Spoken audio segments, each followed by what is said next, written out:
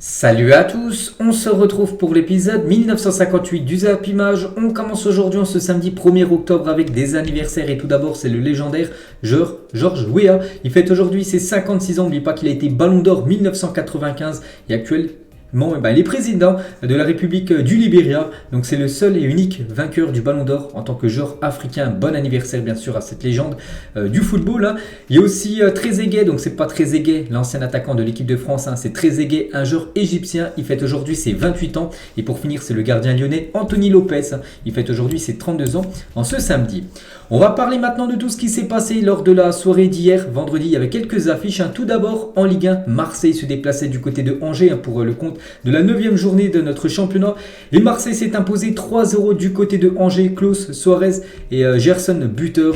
Donc on peut voir les stats de la partie à Marseille. C'est plus de possession de balle, plus de tirs cadrés, 7 tirs cadrés, 3 buts. Ils ont été efficaces alors que Angers c'est quand même 5 tirs cadrés, aucun but inscrit par cette équipe du SCO. Et l'OM sur de bons rails en une journal l'équipe. Aujourd'hui, donc avant son match capital en Ligue des Champions mardi contre le Sporting Portugal, l'OM s'est rassuré en s'imposant nettement Angers. Il prend aussi provisoirement la tête de la Ligue 1. C'est que Marseille est actuellement premier, enfin leader de ce classement de la Ligue 1. Bon, après Marseille a un match d'avance par rapport au Paris Saint-Germain qui joue ce soir. Un point d'écart, mais bon, voilà, Marseille actuellement en tête. Et Marseille actuellement à 23 points après 9 matchs de Ligue 1. Et c'est tout simplement un record. L'OM a réalisé une seule fois dans son histoire un tel début de saison en comptant 3 points pour une victoire. C'était lors de la saison 90-91 et les Olympiens avaient remporté le championnat avec 23 points après 9 journées. Donc on verra ce que ça va donner à la fin de la saison. Mais bon, ça sera au minimum. On pense quand même le podium pour cette équipe marseillaise. Et pourquoi pas essayer de gêner bien sûr la suprématie du Paris Saint-Germain pour remporter ce championnat. Et c'est vrai que Marseille, les gars, en Ligue 1, c'est quand même incroyable. Donc c'est 7 victoires, 2 matchs nuls, 0 défaite. Bon, c'est un peu beaucoup plus compliqué, on va dire, en Ligue des Champions. Mais sur le championnat français, c'est quasiment du carton plein pour cette équipe marseillaise. Donc Marseille marque des buts, la preuve hier, 3 buts inscrits et Marseille encaisse très peu de buts. C'est le deuxième plus faible total de l'histoire de l'OM, derrière 1986-1987 où à l'époque ils avaient encaissé 4 buts seulement après 9 journées. Donc là ils ont encaissé seulement 5 buts, donc c'est le deuxième meilleur total on va dire de l'OM dans son histoire en gros en termes de buts encaissés. Donc incroyable, ils encaissent très peu de buts cette équipe phocéenne. Et on va parler d'un joueur qui a été très très bon, c'est une recrue du côté de Marseille, c'est Jonathan Klaus. Et en ouvrant le score ce soir face à Angers, Jonathan Klaus vient de marquer son premier but avec l'Olympique de Marseille. Félicitations à lui, il a été buteur et passeur D, un but. Il a délivré 2 passes D, donc en gros il est décisif sur les 3 buts. Jonathan Klaus en plus qui jouait pas à son poste en gros, parce que normalement on sait que c'est un piston droit. Et hier, vu qu'il n'y avait personne sur le côté gauche, vu que Kolasinac et Nuno Tavares qui étaient suspendus, donc du coup il l'a fait jouer sur le côté gauche. Puis voilà, ça a été plutôt concluant on peut dire avec des stats comme ça pour l'ancien Lensois. Donc on peut voir voilà, ça hitmap en gros tous les ballons, enfin les ballons touchés où il a été le plus souvent bien sûr sur son côté gauche, en attaque, en défense. Un match quasiment parfait bien sûr pour Jonathan Klaus. Et on peut voir qu'il obtient aujourd'hui la magnifique note de 8 sur 10 aujourd'hui dans le journal Équipe par rapport à sa prestation. Et le joueur par exemple Valéry, le joueur de Angers, dépassé par Klaus, une note seulement de 2 sur 10, ce qui équivaut à un très mauvais match de sa part. Et Klaus les gars est le défenseur piston le plus décisif dans le top 5 européen depuis le début de la saison dernière. Donc félicitations bien sûr aux joueurs de l'équipe de France. On va parler d'un autre Marseillais également buteur, c'est Luis Suarez, inscrit donc hier soir son 3e but avec l'OM cette saison. Donc félicitations à l'attaquant colombien. On va parler de Léo Balerdi. On sait qu'il est beaucoup critiqué en ce début de saison, mais hier les gars il a fait vraiment une prestation très solide en défense. On pourrait peut-être le voir titulaire contre l'équipe du Sporting. Ça sera samedi à 18h45. Et Gérard Batic les gars, on a manqué d'efficacité, voilà ce que dit tout simplement l'entraîneur de Angers. C'est que moi j'ai regardé le match, surtout la première période, la deuxième j'ai un peu moins regardé, bref. Donc il y a eu pas mal d'occasions comme pour cette équipe de Angers, mais bon voilà, ils ont souvent heurté bien sûr sur le gardien Marseille. Dommage pour cette équipe de Angers et très belle victoire de l'OM. On continue avec les autres matchs hier soir. Donc c'était le prochain c'est en Allemagne. Le Bayern Munich contre le Bayer Leverkusen. Enfin le Bayern Munich a arrêté l'hémorragie parce que le Bayern sur les 4 derniers matchs de Bundesliga c'était 3 matchs nuls et une défaite. Et enfin il retrouve la victoire. Donc une grosse victoire en plus avec la manière. 4-0. Sané, Musiala, Mané et Thomas Müller buteur. Donc félicitations bien sûr aux 4 buteurs. On peut voir les stats de la partie. En gros c'est du double à chaque fois. Bon peut-être pas la possession 60 contre 40 pour les Leverkusen, mais 20 tirs contre 10 pour Leverkusen et 10 tirs cadrés pour le Bayern contre 5 pour Leverkusen. Donc voilà, 10 tirs cadrés, 4 buts. Donc félicitations bien sûr à l'équipe bavaroise et Sadio Mané, buteur, et ça faisait longtemps qu'il n'avait pas marqué. Son dernier but remonte au 31 août dernier. On est le premier, enfin hier il a marqué, c'était le 30 octobre, donc ça faisait quasiment un mois qu'il n'avait pas marqué. Sadio Mané, elle a quand même un peu du mal ces dernières semaines, donc je pense que ça va lui faire beaucoup de bien sûr ce but inscrit hier avec son équipe du Bayern. Lui aussi les gars, il a été buteur et passeur D, même double passe D pour lui. C'est Musiala est en train de retourner l'équipe du Leverkusen en première période, les gars, il a marqué un but et délivré 2 passes D, donc encore un match incroyable bien sûr de la pépite allemande. Donc 81 minutes jouées lors de la rencontre hier, 4 chances créées, 3 tacles réalisés, 2 dribbles réussis, 2 fautes remportées, 2 passes décisives, un but, merveilleux bien sûr, Jamal Musiala. Et avec le Bayern cette saison, à toute compétition confondue, c'est 11 matchs, 7 buts et 5 passes D. N'oubliez pas qu'il a seulement 19 ans, bien sûr. Donc voilà, c'est un futur très grand footballeur, voilà, parce qu'on en parle quand même depuis quelques temps quand même de ce joueur. Et vraiment, il prouve match après match, bien sûr, que c'est un grand talent du football. Petite photo de lui. Un autre buteur, les gars, c'est Leroy Sané, donc, qui a été buteur. Je crois que c'est lui qui a ouvert le score dans cette rencontre. Et avec son but, c'est 12 matchs, 6 buts et 3 passes décisives pour l'international allemand. Donc félicitations à Leroy Sané. Et le Bayern Munich hier a joué avec un match plutôt spécial, on va dire. Ils ont joué avec un maillot, un flocage spécial Halloween. Donc voilà quelques photos de ce maillot spécial, bien sûr, pour cette équipe du Bayern hier contre le Bayer Leverkusen. Il y avait aussi un match du côté de la Liga, c'était entre l'équipe de Bilbao contre l'équipe de Almeria, une équipe promue. Et Bilbao s'est imposé 4-0 dans ce match. À noter que les frères Williams, de nouveau buteurs, Inaki et Nico Williams, ils ont marqué chacun un but. Donc les stats de la partie, ça a été vraiment une domination totale, bien sûr, de l'équipe de Bilbao. Donc après Bilbao, les gars, c'est quand même 4 tirs cadrés, 4 buts. Donc voilà, toutes les frappes cadrées ont fini au fond des filets. Le gardien d'Almeria n'a fait aucun arrêt. Et les frères Inaki et Nico Williams ont fait briller l'autre ce soir. Donc à la 10e minute, c'est Inaki qui marque sur une passe D de Nico, son frère. Et à la 62e minute, c'est Nico qui marque sur une passe de Inaki Williams, qui est son grand frère. Donc voilà, ils avaient déjà été buteurs il y a quelques jours en championnat. De nouveau, ils sont buteurs les deux en plus. C'est l'un qui a fait la passe D pour l'autre. Direction le Portugal, il y avait aussi 2 belles affiches hier. Le Sporting, futur adversaire de Marseille, mardi en Champions League. Et le Sporting prépare très bien ce déplacement au Vélodrome, mardi avec une victoire 3-1 hier lors d'un match de championnat, c'était contre l'équipe de Gil Vicente. Donc voilà, parfait pour le Sporting. Et le Sporting quand même, si on regarde tous leurs matchs officiels depuis ce début de saison, donc sur les 6 derniers matchs, c'est quand même 5 victoires et une défaite. C'était contre Boavista, donc ils arrivent en pleine forme, on peut dire, contre Marseille. N'oubliez pas que lors des 2 matchs de Ligue des Champions, c'est 2 victoires. Donc voilà, ce qu'attend bien sûr l'équipe marseillaise mardi. Et il y avait aussi Porto, les gars, qui joue contre l'équipe de Braga, 2 équipes très bien classées dans le championnat portugais. Et c'est Porto qui s'est imposé 4-1 dans ce match. On peut voir les stats de la partie. Donc Porto, c'est 7 tirs cadrés. Ils ont inscrit 4 buts dans cette rencontre. Et on peut voir que le classement, donc Porto toujours devant Braga, 2e et 3e position. Mais le leader, c'est bien le Benfica. 7 matchs et 7 victoires pour le Benfica, qui accueille le Paris Saint-Germain mercredi soir en Champions League. On peut voir le programme du week-end, beaucoup de football ce week-end. Tout d'abord en Italie, par exemple Naples, Torino, Inter, AS Roma à 18h cet après-midi, Empoli contre l'AC Milan. On peut voir aussi le programme en Eredivisie, donc l'Ajax contre l'équipe de Eagles, donc une équipe d'un championnat néerlandais. On peut voir aussi le programme en Bundesliga, Cologne contre Dortmund, Wolfsburg contre Stuttgart, Union Berlin qui est actuel leader joue contre Francfort à 15h30 cet après-midi en Liga. Donc très belle affiche, le FC Séville contre l'Atlético Madrid à 18h30 ce soir. Il y a aussi le Barça qui se déplace à Majorque ce soir, 21h. Le programme en première ligue, regardez toutes ces belles affiches. Par exemple Arsenal-Tottenham dans quelques minutes, le derby du nord de Londres. Il y a aussi ce match Liverpool-Brighton, et Mohamed Salah adore jouer contre Brighton, l'adversaire qui va affronter cet après-midi, parce que Salah a marqué 6 buts et délivré 5 passes D en 10 matchs de première ligue contre Brighton. On verra si de nouveau il va être décisif contre cette équipe qu'il adore jouer, l'attaquant égyptien. Et Manchester, donc les deux Manchester ne jouent pas aujourd'hui parce que les deux Manchester s'affrontent demain. C'est le derby de Manchester. Manchester City reçoit l'équipe de Manchester United. Kevin De Bruyne contre Bruno Fernandes. Donc c'est souvent très électrique, bien sûr, les derbys entre les deux gros clubs. du côté de Manchester. Et une petite info concernant Erling Haaland qui sera certainement titulaire demain du côté de City. Les stats d'Erling Haaland sur ses 7 premiers matchs de Première Ligue. On peut voir chaque adversaire, West Ham, on peut voir Crystal Palace ou même Aston Villa. On peut voir le nombre de ballons touchés par Erling Haaland chaque match. Donc le ballon, enfin le nombre de ballons où il a touché le plus, c'est contre Newcastle. Il a touché 33 ballons dans la rencontre. Donc il a touché 33 ballons, 4 tirs, 3 tirs cadrés, 1 but. On peut voir à chaque fois nombre de ballons touchés. Par exemple, tiens, regardez Nottingham Forest, seulement 16 ballons touchés, donc 4 tirs, 3 tirs cadrés, 3 buts. Donc voilà, c'est très très efficace quand même. Erling Haaland, il touche quand même très peu de ballons. Il avait dit, lui vraiment, il ne veut pas toucher beaucoup de ballons. Même il pourrait toucher seulement 5 ballons, il marquait 5 buts dans le match. Ce sera un match parfait, bien sûr. Voilà, il a inscrit un quintuplé, mais c'est vrai qu'il touche très peu de ballons. Et voilà, quand il tire, c'est souvent cadré et c'est souvent au fond des filets.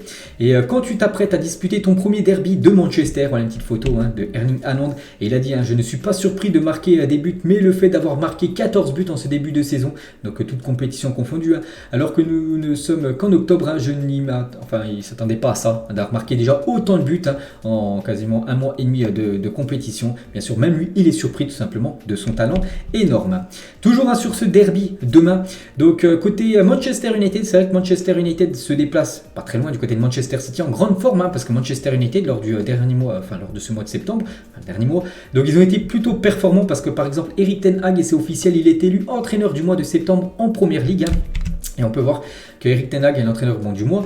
Et Ole Gunnar Solskjaer en 2019 est le seul autre entraîneur de Manchester United à remporter le prix depuis Sir Alex Ferguson. Ferguson, n'oubliez pas qu'il a quitté Manchester United en 2013. Donc voilà, c'est seulement le deuxième entraîneur à avoir remporté le prix du mois, d'entraîneur du mois, en gros, vous avez compris. Après Ole Gunnar Solskjaer en 2019 et du coup Erik ten Hag en 2022 en septembre. Marcus Rashford également, il a reçu son trophée de joueur du mois de septembre en Première Ligue. C'est pour vous dire que Manchester quand même arrive en confiance quand même du côté de Manchester City, vu que voilà, ils ont été récompensés par la Première Ligue. Donc ses stats lors du mois de septembre, c'est 2 buts et 2 passes D pour l'attaquant anglais. Une photo des deux. Manchester, bien sûr, Erik ten Hag et Marcus Rashford, ils sont prêts bien sûr pour affronter Manchester City demain. Et je ne sais pas si c'est une bonne nouvelle ou une mauvaise nouvelle pour l'équipe de Manchester United, parce que c'est officiel, Harry Maguire est forfait pour le derby de Manchester ce week-end. Donc pourquoi je peux dire que c'est une bonne nouvelle pour l'équipe de Manchester United. Pourtant c'est un joueur qui est forfait, parce qu'on sait que Manchester gagne ses matchs quand Harry Maguire n'est pas là. Donc voilà, c'est sûr, il ne sera pas sur la pelouse demain, ni sur le banc, parce qu'il est forfait. Donc bon rétablissement à lui, parce qu'il est blessé bien sûr, Harry Maguire. On peut voir aussi le programme en France. Je vais montrer tous les autres championnats, mais en France, les gars, regardez le programme. On peut voir en Ligue 2, par exemple, Saint-Etienne-Grenoble cet après-midi à 15h. Et à 17h, Strasbourg-Rennes en Ligue 1, là je vous parle. Et le Paris Saint-Germain contre l'équipe de Nice ce soir, 21h. Et on peut voir le groupe pour ce Paris Saint-Germain-Nice. Côté PSG, à noter un retour.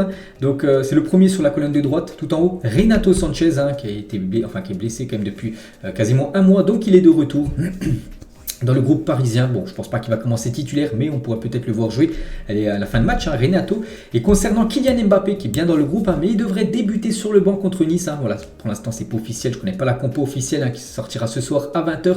Mais d'après dernières infos, il devrait commencer sur le banc. En gros, il aimerait le faire souffler, Christophe Galtier. Donc ça serait Hugo Ekitike qui devrait être titulaire ce soir face à l'équipe de Nice de son côté. Donc Mbappé devrait être remplaçant afin de souffler. Donc on peut voir les compos probables sur le journal L'équipe aujourd'hui. Donc côté PSG, donc Neymar, Messi et Ekitike. On peut voir aussi que Nuno Mendes, Fabien Ruiz, Vitinha, Hakimi, Danilo, Marquinhos, Sergio Ramos et Donnarumma au but. Donc voilà la compo Paris Saint-Germain, on va dire, dans le journal L'équipe et la compo toujours des deux équipes. Mais cette fois-ci dans le journal Le Parisien, une modification, parce qu'ils mettent Neymar, Ekitike et soit Carlos Soler ou Sarabia en attaque. C'est ce qui voudrait dire que Messi serait sur le banc ce soir. Enfin, il commencerait sur le banc. Bon, pour l'instant, je ne sais pas, bien sûr. Ça sera la compo officielle, bien sûr, pour la rencontre ce soir. Toujours avec l'équipe parisienne. Donc hier, il y avait entraînement, bien sûr, une petite photo de l'entraînement hier, l'équipe gagnante, parce qu'il y a eu un match en fin d'entraînement, et voilà, cette équipe qui a gagné la rencontre. On va parler de Kylian Mbappé qui devrait normalement commencer remplaçant, mais actuellement c'est lui qui a les meilleures statistiques depuis ce début d'année 2022. Donc les joueurs les plus décisifs en 2022, but plus passe D, Mbappé c'est 48 buts, donc 38 buts plus 10 passes D, ce qui fait 48 devant Neymar ou même Messi. On peut voir le trio parisien aux 3 premières places, incroyable, allant 39 buts, Nkunku 38 buts, ou par exemple Benzema 37 buts, donc 29 buts plus 8 passes D pour l'attaquant madrilène. Et toujours sur ce Paris Saint-Germain-Nice, donc une petite info concernant les supporters niçois qui sont interdits de déplacement ce soir. Il n'y aura pas de supporters de Nice ce soir du côté du Parc des Princes. Demain soir, il y a aussi une grosse affiche, c'est l'équipe de Lens qui reçoit l'équipe de Lyon. Et de nouveau, le match sera à guichet fermé, un 12e homme mobilisé pour un 12e guichet fermé consécutif à Bollaert. Donc voilà, tout est dit bien sûr sur cette photo. Grosse ambiance demain du côté de Lens. Et Brice Samba, qui est le gardien de Lens, raconte à quel point il est exigeant avec lui-même et ses ambitions pour le Racing Club de Lens. Donc il a dit: je suis très dur avec moi-même, je regarde tous mes matchs au moins 2 ou 3 fois, le soir même après les matchs, pour analyser ce qu'il a bien fait et ce qu'il a mal fait. Donc voilà. Et toujours avec lui, non, je ne dirais pas une obligation, c'est sûr que ça donne envie de jouer et d'aller plus haut. On est tous ambitieux, on veut amener ce club qui le mérite de par son stade, son public vraiment le plus haut possible, et peut-être penser à une qualification, pourquoi pas en Coupe d'Europe, peut-être pas la Ligue des Champions, mais pourquoi pas l'Europa League, qui serait merveilleux bien sûr pour cette équipe lensoise pour la prochaine saison. Et côté Lyon les gars, donc Lyon se déplace demain du côté de Lens, et Lyon se déplace à Bollaert ce dimanche sans Castello, Luc Eba et Romain Fèvre, donc les trois sont forfaits. Donc Moussa Dembélé est quant à lui incertain pour cette rencontre demain. Peter Bosz, le coach, concernant Ryan Cherki, je sais qu'il est très populaire, c'est super pour les supporters et pour Ryan, mais je regarde avec qui et comment on peut gagner les matchs. Donc c'est pour ça qu'il le fait peu jouer, parce qu'en gros il met les meilleurs joueurs, et pour l'instant pour Peter Bosz, donc Ryan Cherki ne fait pas partie des meilleurs joueurs lyonnais, pour commencer bien sûr une rencontre en tant que titulaire.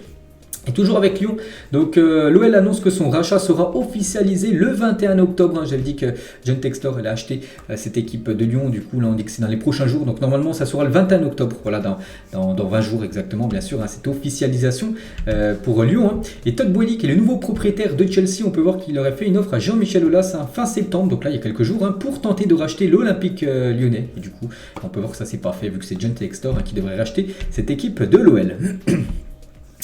On va parler cette fois-ci de la Coupe du Monde, et c'était pas encore officiel cette fois-ci, ça l'est, et c'est une mauvaise nouvelle bien sûr. Donc Boubacar Kamara est forfait pour la Coupe du Monde suite à sa blessure au ligament du genou. Donc bon rétablissement au joueur d'Aston Villa. Voilà, donc ça sera trop court pour être sélectionné pour la Coupe du Monde. Donc on lui envoie bien sûr beaucoup de force, bon rétablissement à lui. Lui aussi, donc lui il n'est pas blessé, mais voilà, c'est chaud pour qu'il joue avec la Coupe du Monde, avec la sélection anglaise, parce que son sélectionneur Gareth Southgate ne compte pas trop sur lui, c'est Alexander Arnold, et le coach de Liverpool, un club, apporte son soutien à son latéral droit Alexander Arnold en manque de temps de jeu avec l'Angleterre de Southgate. Sa place pour la Coupe du Monde au Qatar est compromise. C'est-à-dire qu'il y a beaucoup de très bons latéral droit du côté de cette sélection anglaise. Un club, il a dit: je vois Alexander Arnold différemment. Il y a des histoires selon lesquelles il n'est pas un bon défenseur, mais ce n'est pas vrai. C'est un bon défenseur. Il ne défend pas toujours bien, c'est vrai, mais c'est un jeune joueur. Il a 23 ans et on y travaille bien sûr pour qu'il prenne encore du talent, encore, qui sont encore meilleurs que dans le passé, même si à 23 ans il a déjà fait énormément bien sûr pour son club, surtout de Liverpool. Donc voilà, il a encore une sacrée marge de progression en gros, d'après les propos de Jürgen Klopp. Des infos sur Cristiano Ronaldo, c'est que CR7 actuellement, c'est pas une bonne période pour lui, parce que les stats ne sont pas bonnes pour CR7. Et le psychologue de Ronaldo, il s'appelle Jordan Peterson, il a dit: Cristiano Ronaldo est en dépression, les gens doivent y aller doucement avec lui, c'est un humain comme nous tous, depuis la mort de son fils, il n'a plus été dans un bon état d'esprit. Donc c'est sa copine, Georgina Rodriguez, qui avait fait une fausse couche, j'en ai parlé il y a quelques mois.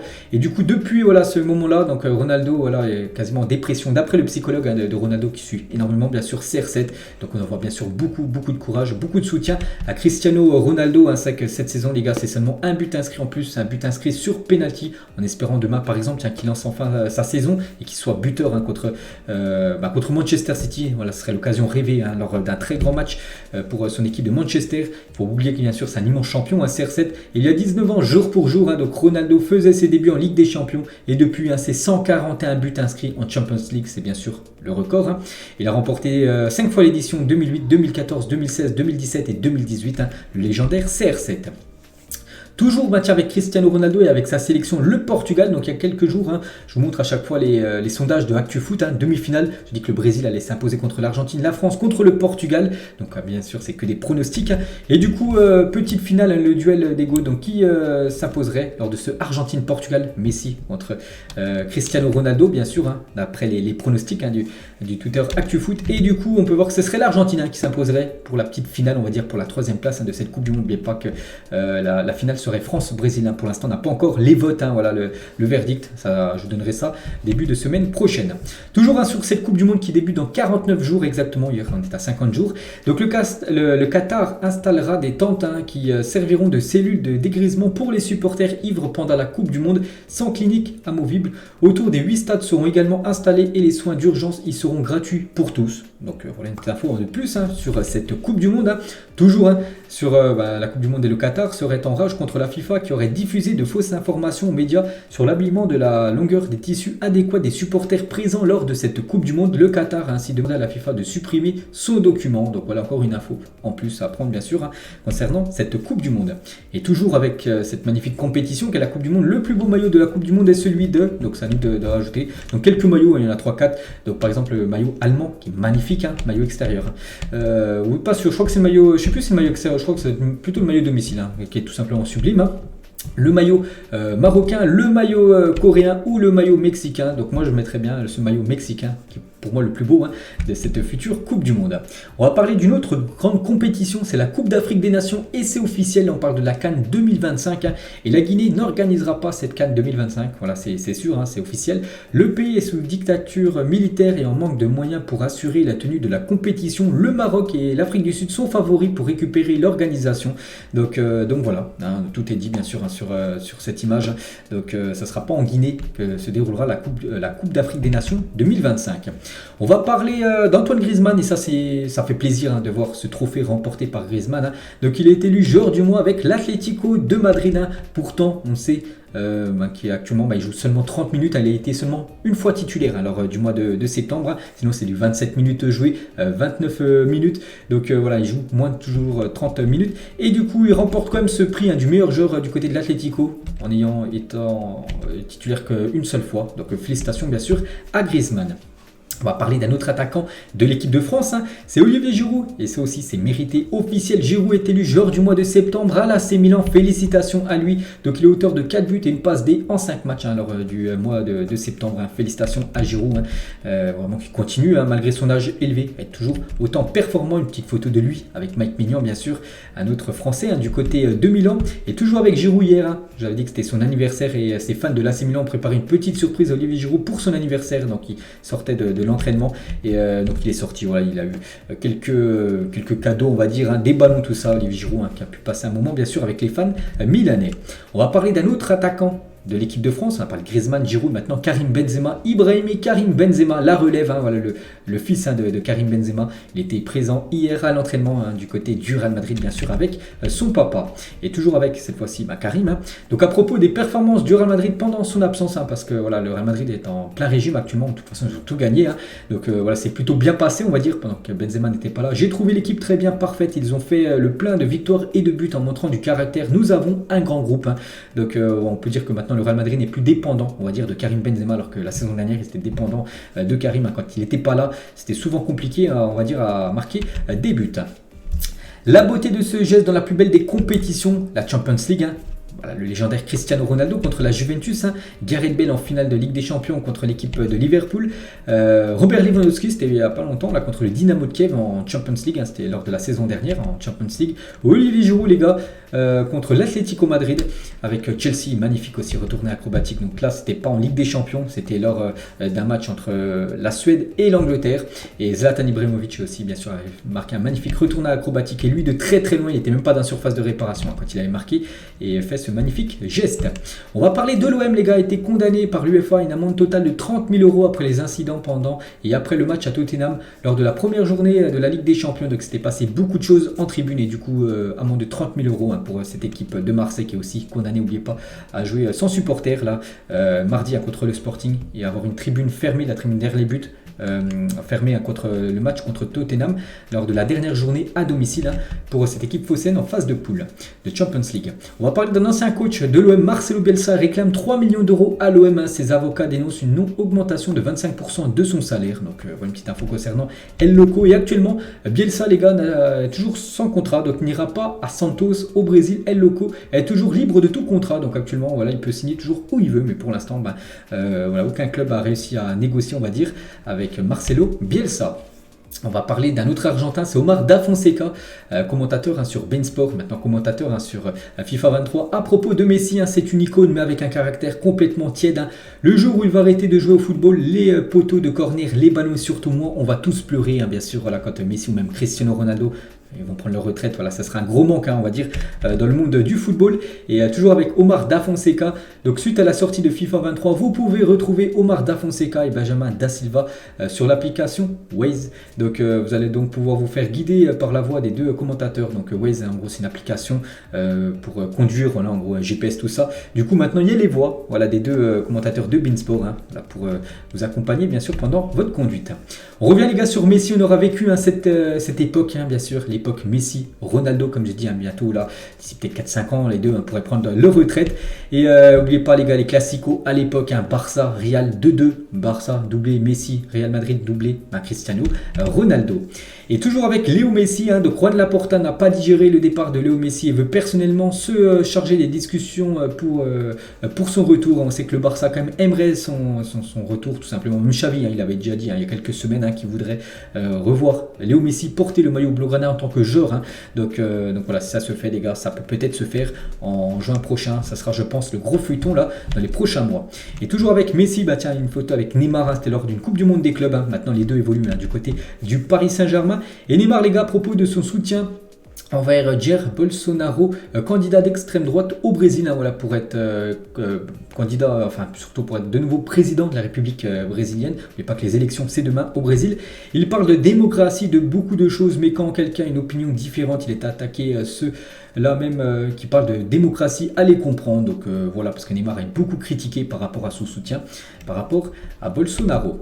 On va parler d'un autre Brésilien, tiens, Gabriel Jesus avec Mikel Arteta, du côté de l'entraînement, du côté de Arsenal. Et Jesus, les gars, par rapport à son ancien club, Manchester City, le problème c'était la façon dont Guardiola comprenait le football. C'est à vous de décider si vous l'acceptez ou non. Si vous ne l'acceptez pas, c'est merci et vous partez ailleurs. Mais il est arrivé au moment où j'ai dit je veux autre chose pour moi. Donc voilà en gros pourquoi il a pris la décision d'avoir quitté cette équipe de Manchester City. Maintenant il fait les beaux jours du côté des Gunners.